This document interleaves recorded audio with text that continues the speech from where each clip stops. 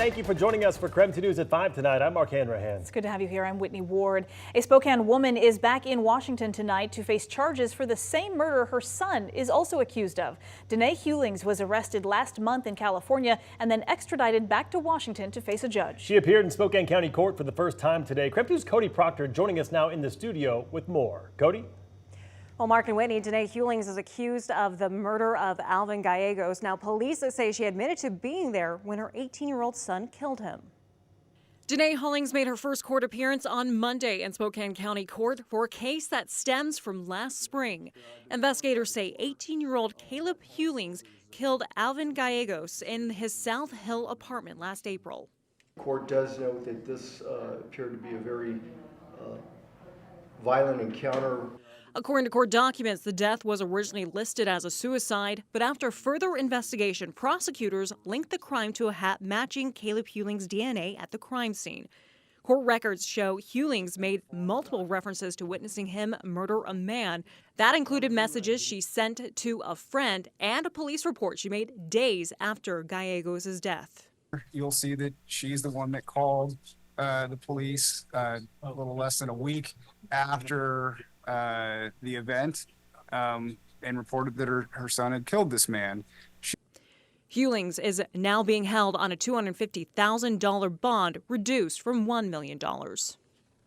Right now, Hewlings is due back in court on March 19th. In the studio, Cody Proctor, KREM 2 News. In tonight's other top stories, over the weekend, Spokane police arrested a driver in a suspected DUI crash. Police say 30-year-old Cheyenne Bailey crashed into a car that was stopped at a red light on Sprague and Havana Saturday night. The driver of that other car was taken to the hospital with serious injuries. Bailey was arrested for DUI vehicular assault, and officials say she's also facing additional charges for assaulting nurses at the hospital. The Stevens County Sheriff's Office is still searching for a wanted fugitive who is considered armed and dangerous. On Saturday, deputies told us David Cato was recently spotted in Newport. Cato is suspected of several home burglaries and is wanted on 2 felony warrants for burglary and possession of a stolen vehicle.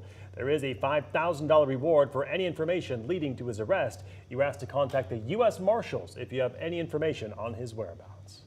Time to talk weather now, and a relatively calm start to our work week. Tomorrow, though, could be a little bit of a different story. Yeah, let's get right to Chief Meteorologist Jeremy Good. Jeremy, it seems like we're shifting to more spring-like weather this week. Like in a big way. Really, even the rain that's falling is very spring-like across the inland northwest. 48 degrees, 48 here. Keep that in mind. That's near 50, right? Cool. Got it? We're moving on.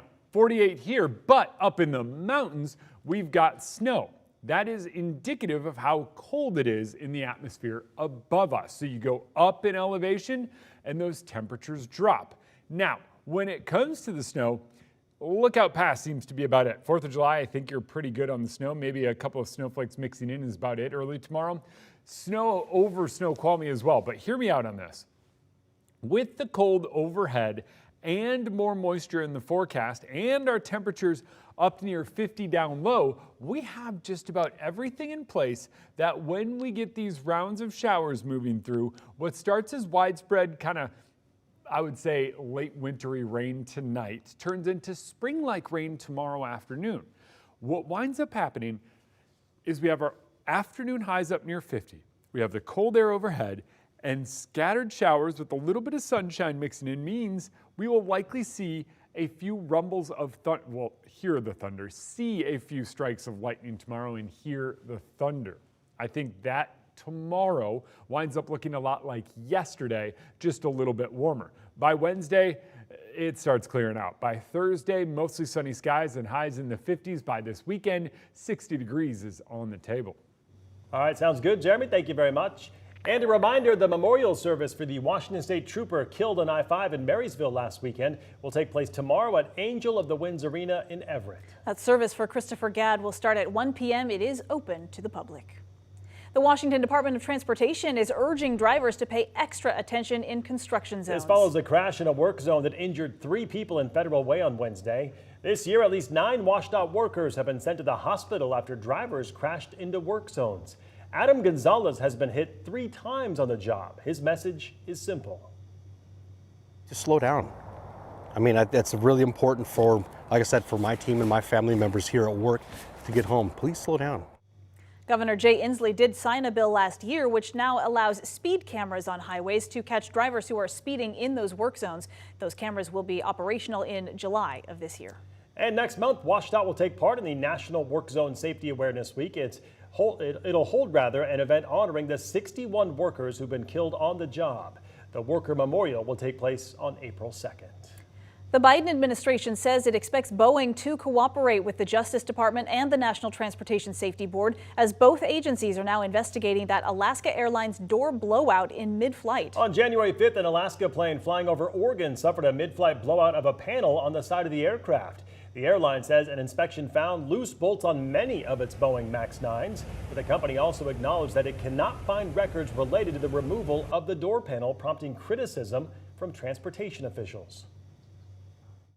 They need to go through a serious transformation here in terms of their responsiveness, their culture, and their quality issues. That comment also coming just days after a different Boeing aircraft. This one, a United Airlines flight from San Francisco, lost at least one tire during takeoff. And the following day, another Boeing 737 rolled onto the grass while exiting the taxiway in Houston. No one was seriously hurt in either of those incidents.